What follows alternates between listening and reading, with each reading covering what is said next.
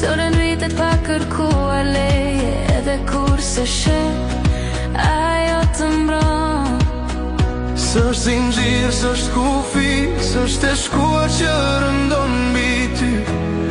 Është dritë që mbetet ndezur, edhe ku nuk e di pse. Mos haro kush je, histori jote s'është gabim. Identiteti është pasuri, jo barë në shpirtin tim. Baje fort kur bota të kërkon, të bëhesh dikush tjetër jo ti. Mos haro kush je, kështu je më i fort, ashtu si që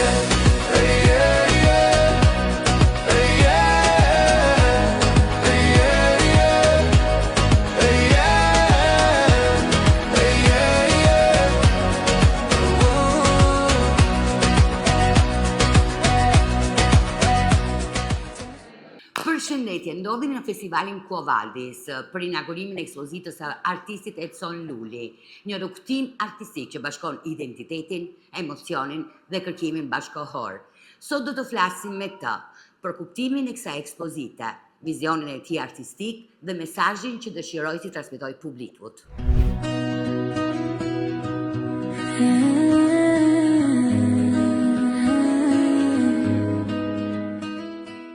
Edson, më në fund jam arritëm në ditën e inaugurimit këtu në Bolzano dhe pikërisht hapet me ty ky muaj dedikuar Shqipërisë, Quo Vadis. Çfarë emocioni është për ty pikërisht të inaugurosh këtë ekspozitë në kuadër të këtij festivali?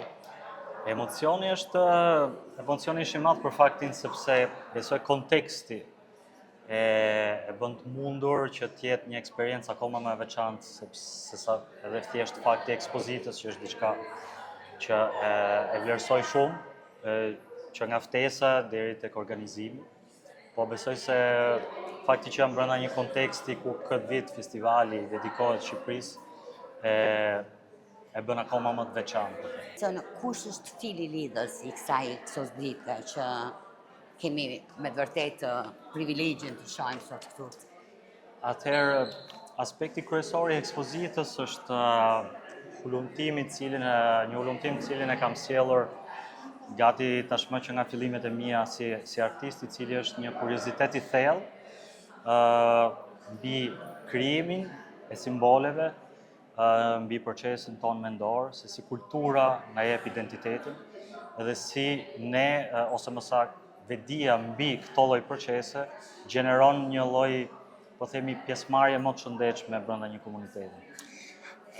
Në fakt më përgjigje pjesërisht në atë që kishe përgatitur si pyetje të mëpashme. Çfarë është mesazh që dëshiron të transmetosh nëpërmjet kësaj ekspozite? Mesazhi kryesor, besoj, një nga mesazhet kryesore, besoj se është fakti që ne duhet të investojmë gjithmonë më shumë kohë mbi atë që quhet sot vëmendja, sepse jetojmë një botë ku vazhdimisht, po themi, na vjedhin vëmendjen nëpërmjet shumë aspekteve të ndryshme. Dhe besoj se gjëja më e çmuar fillon nga aty. Nga aty fillon një ulumtim personal, i cili besoj do të përballet me identitetin. Edhe identiteti është pika kryesore ku secili nga ne arrin të fitojnë lirinë e plotë edhe të përhershme. Sipas teje, cili është roli i artit bashkëkohor sot në një shoqëri, në shoqërinë tonë, të provokojë, të tregojë apo të nxjisë një dialog? Besoj do isha më pro dy pikave, dhe pikës parë dhe të fundit. Provokimi është interesant, përderisa nuk bie subjekti vetvetes. Pra, nëse provokimi është diçka, po themi, pak më modest, edhe pse është provokim, do të thotë që nxit një dialog gjithsesi. Tregimi besoj se është tik me dy presa, kështu që do thoja më shumë jam gjithmonë pro dialogut. Edhe dialogu besoj është themeli edhe i civilizimit, kështu që shumë interesante. Dhe mendoj që këto janë dhe ato që janë nxitësit për veprat e tua, si lind një vepër e jota? Veprat në përgjithësi janë një... Nga emocioni, nga një imazh, nuk i di. Besoj se është një konstelacion, pra një bashkësi i shumë faktorëve të cilët janë nxitje edhe gjendje emocionale aktuale. Një lloj harxoj sa më shumë kohë të jetë mundur të vej vëmendje mbi atë çfarë po përjetoj, pa e përshkruar, sepse përshkrimi besoj se na jep një formë përkufizimi, cilën pastaj na mbyll dhe nuk na lën të hapur të përthithim akoma më shumë eksperiencat që na rrethojnë. Kështu që besoj se arti sot unë mendoj, në faktin se si krijoj edhe veprën, që t'jetë diçka që ti ndjen rreth parë individualisht, edhe të kesh sensibilitetin ta ndash me tjerë. Çfarë do doje që të ndjenin ata të cilët të do vinë sot për të vizituar veprat e tua? Që do ishte ndjenja? Besoj ndjenja që zakonisht po themi ndërthuret tek veprat që krijoj është një formë kënaqësie perceptive e cila më pas kthehet një lloj çorientimi. Interesante. Për ty si Edson, edhe si artist edhe si shqiptar, sa të rëndësishme janë këto festivale që organizohen?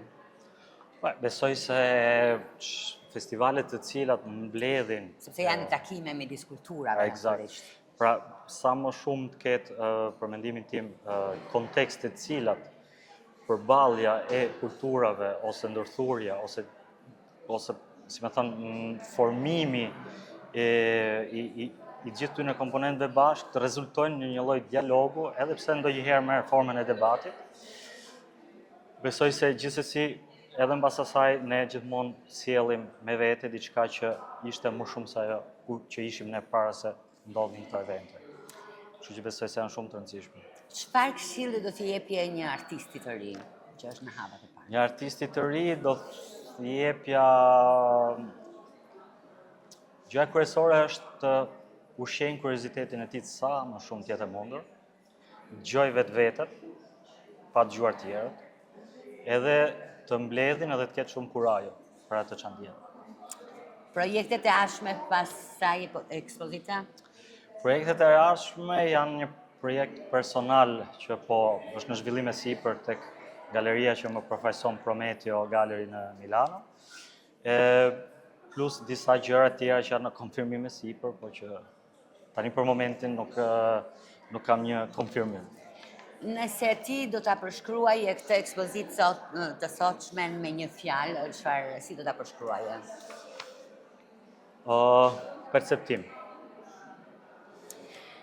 Unë të falenderoj me të vërtet sepse do kemi mundësi të vizitojmë ekspozitën dhe veprat e tua pas pak. Kujtojmë dëgjuesit tanë që do kenë mundësi kjo ekspozitë të qëndrojë e hapur në qendrën Tredi dhe mund të konsultojnë oraret për ta vizituar si në sitin e Quo Vadis Festival, por gjithashtu edhe në përmjet rrjeteve tona sociale ku janë të publikuara. Faleminderit. Falenderoj shumë. Faleminderit. Tani jemi gati në fillimin e këtij eventi të mrekullueshëm, pikërisht në inaugurimin e këtij festivali, një fjalë për dëgjuesit e Jonës shqiptare. Natyrisht nuk mund mos jemi i kënaqur nga një atmosferë e tillë, nga një festival i organizuar i cili themi përfshin për sa i përket Shqipërisë dhe shqiptarëve të gjitha tematikat dhe të gjitha fushat, duke filluar nga kuzhina, historia e me radhë, natyrisht ky është një sukses që i detyrohet të gjithë komunitetit tonë, i cili me punën e tij ka bërë të mundur tashmë që të jetë pjesë përbërëse e qytetit të Bolzanës, e provincës Alto Adigjes, e natyrisht nga kjo pikpamje nuk mund edhe themi të mbeten indiferent edhe lokalet, shoqatat të cilat organizojnë aktivitetet të tilla që sjellin me vete themi ndërlidhje ndërmjet komunitetit lokal dhe komunitetit shqiptar që tashmë është 35 vjeçar në këtë qytet. 35 vjeçar. Jemi gati në fillim, unë falenderoj për ndërhyrjen, do kemi mundësi të dëgjojmë pas pak, ndërkohë përfitojmë nga rasti.